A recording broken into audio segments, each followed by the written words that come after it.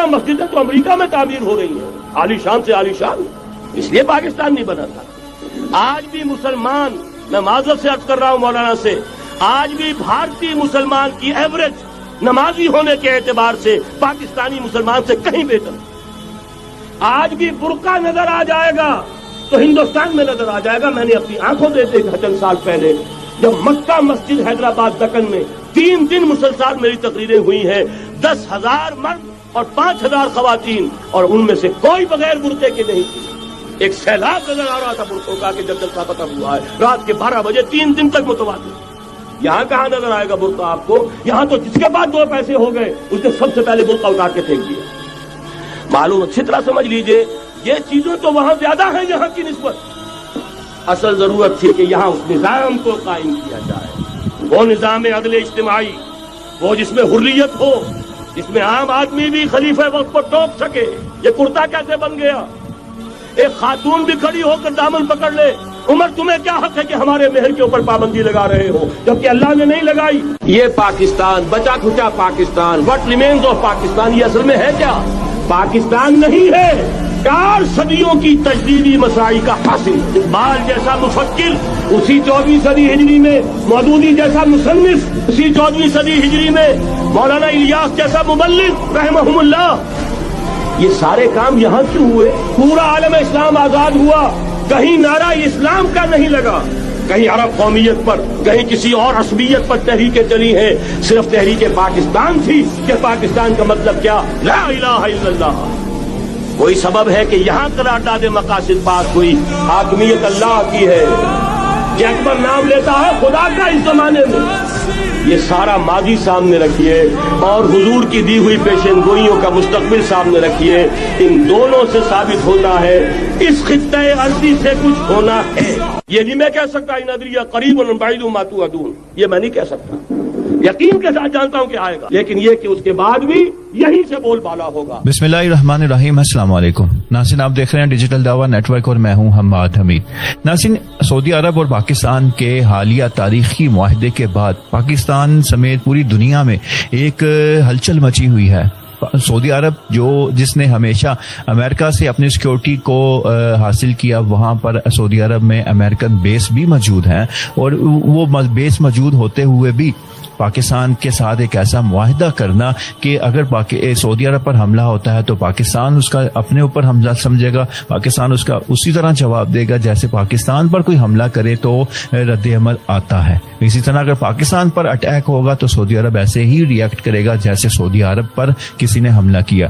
اب یہ پیشن گوئی ڈاکٹر اسرار احمد رحمہ اللہ نے آج سے 30 سال پہلے کر دی تھی کہ یہ پاکستان وہ خطہ ہے کہ جس سے آنے والے سالوں میں کام لیا جائے گا، اور اس سے آنے والے ایسے کام لیے جائیں گے کہ دنیا عالم اسلام کو یہ لیڈ کرے گا اور دنیا دیکھے گی۔ یہ ان کی پیشن گوئی، میں ایک کلپ دیکھ رہا تھا، پھر میں نے اس کے اوپر سرچ کیا تو پھر مجھے ان کی ایک 8 سے 10 منٹ کا ایک کلپ پورا ملا جس میں انہوں نے یہ پورا بریف کیا کہ کس طرح پاکستان بنا اور وہ کیسے بنا، کیوں بنا، اور اس کا مقصد کیا تھا۔ اس کا مقصد یہ تھا کہ آج جو ہم دیکھ رہے ہیں کہ پورے عرب کنٹریز میں اگر نام لیا جا رہا ہے تو وہ صرف پاکستان کا ہے۔ تو آئیے سنتے ہیں ڈاکٹر اسرار احمد رحمہ اللہ کی وہ پیشن گوئی جو انہوں نے آج سے 30 سال پہلے پاکستان کے بارے میں کر دی تھی۔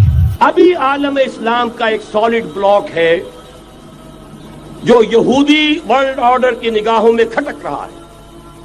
میں کھٹکتا ہوں دل یزداں میں کانٹے کی طرح، اگرچہ ان کی اسٹریٹجی کیا ہے، ایک ایک کر کے ان کے حصے بکھرے کر کے تیا پانچا کرو۔ ابھی وہ بلاک کون سا ہے؟ ایران ہے، افغانستان ہے، پاکستان ہے، اور روسی ترکستان سے آزاد ہونے والی جو ریاستیں ہیں، یہ ایک سالڈ بلاک۔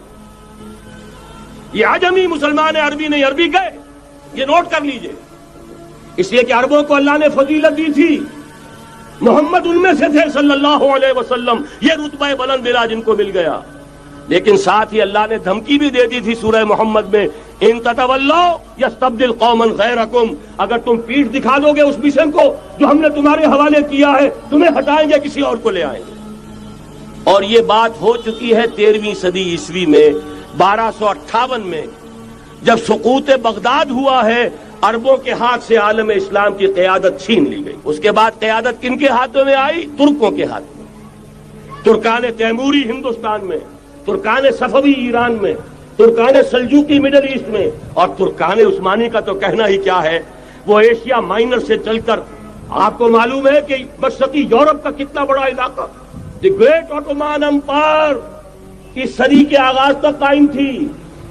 اس صدی میں عجیب عجیب معجزے ہوئے ہیں.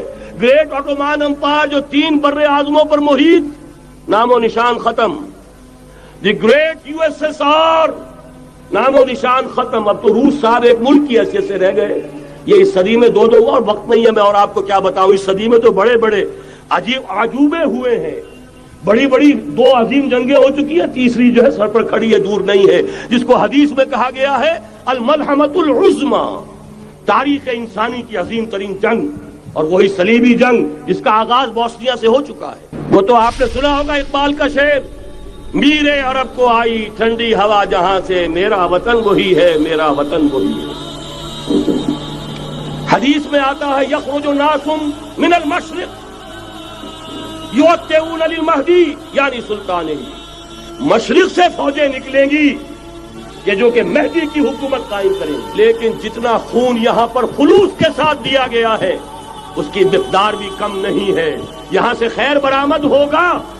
اور دوسری بات اپنے بارے میں نوٹ کر لیجئے، یہ پاکستان، بچا کھچا Pakistan, what remains of Pakistan, یہ اصل میں ہے کیا؟ مولانا بہت خوبصورت انداز میں فرما رہے تھے یہ 313 نہیں تھے، اسلام تھا. اسی طرح نوٹ کیجئے پاکستان نہیں ہے، 4 صدیوں کی تجدیدی مساعی کا حاصل. آپ نے کبھی نوٹ کیا ختم نبوت کے بعد اب سب سے اونچا منصب کس کا ہے؟ مجددین. سنن ابی داؤد کی روایت، ان اللہ یبعث فی هذه الامہ علی راس کل 100 عام من یجدد لها دینها. اور نوٹ کیجئے کوئی بات ہے 1000 برس تک سارے مجدد عالم عرب میں پیدا ہوئے.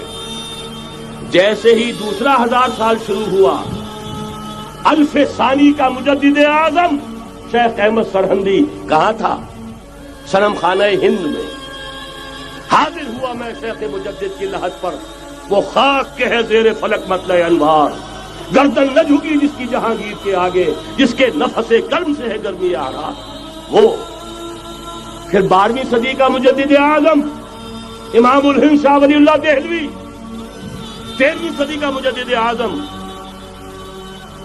سید احمد بریلوی، اس کے خون کا امین اور اس کے ساتھ کے شہداء کے خون کا امین، ان کے جسموں کا امین آپ کا خطہ ہزارہ، آپ کا خطہ سوات، اس میں ان کی جانیں ہیں جو دی گئی ہیں. اور وہ نہایت میں آپ سے عرض کر دوں دور صحابہ کے بعد اتنا خالص اسلامی جہاد پوری مسلمان تاریخ میں نہیں ملے گا جتنا وہ تحریک شہیدین کا. 14ویں صدی ہجری میں شیخ الہند جیسا مجاہد اعظم کہ انگریز نے گرفتار کر کے قید بھی کیا ہے، تو کہاں؟ ہندوستان میں نہیں، کہاں؟ جزیرہ سائرس، کیا نام تھا؟ مالٹا، جزیرہ مالٹا بحر روم میں. اقبال کے نفس سے ہے لالے کی آگ تیز، ایسے غزل سرا کو چمن سے نکال دو. کہیں ہندوستان کی کسی جیل میں ہوا تو شاید اس کے نفس کی گرمی ہی سے کوئی حرارت پیدا ہو جائے.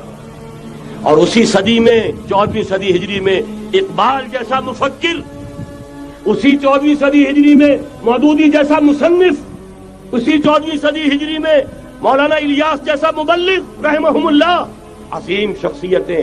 آج پورے عالم اسلام میں آپ کو تبلیغی دوست ملیں گے. یہ کہاں سے شروع ہوئی تحریک؟ دہلی کی ایک چھوٹی سی مسجد سے. وہ مسجد بنگلے والی اب تو بڑی عالیشان ہو گئی ہے، جب وہاں شروع ہوا تھا کام بڑی چھوٹی سی مسجد. یہ سارے کام یہاں کیوں ہوئے؟ پورا عالم اسلام آزاد ہوا، کہیں نعرہ اسلام کا نہیں لگا، کہیں عرب قومیت پر، کہیں کسی اور عصبیت پر تحریکیں چلی ہیں. صرف تحریک پاکستان تھی کہ پاکستان کا مطلب کیا؟ لا الہ الا اللہ. کوئی سبب ہے کہ یہاں قرارداد مقاصد پاس ہوئی، حاکمیت اللہ کی ہے کہ اکبر نام لیتا ہے خدا کا اس زمانے میں. یہ سارا ماضی سامنے رکھیے اور حضور کی دی ہوئی پیشن گوئیوں کا مستقبل سامنے رکھیے. ان دونوں سے ثابت ہوتا ہے اس خطہ ارضی سے کچھ ہونا ہے. اگرچہ بھٹکے ہوئے ہیں لیکن کبھی भूली हुई मंजिल भी याद आती है राही को, और भटके हुए आहू को फिर सुए हरम ले चल। इसकी जरूरत है मुसलमान को, फिर उसका मकसद याद दिलाया जाए। पाकिस्तान इसलिए नहीं बनाया गया था कि हमारे यहाँ टाटे और बिरले नहीं थे तो हमारे पास उसके भी बाप वजूद में आ जाए, इसलिए तो नहीं बनाया गया था। पाकिस्तान इसलिए नहीं बनाया गया था कि जागीरदारों की जागीरदारियां महफूज हो जाए। पाकिस्तान इसलिए तो नहीं बनाया गया था। और ये कि नमाजें और मस्जिदें तामीर हो जाए, मस्जिदें तो अमेरिका में तामीर हो रही हैं, आलीशान से आलीशान, इसलिए पाकिस्तान नहीं बना था।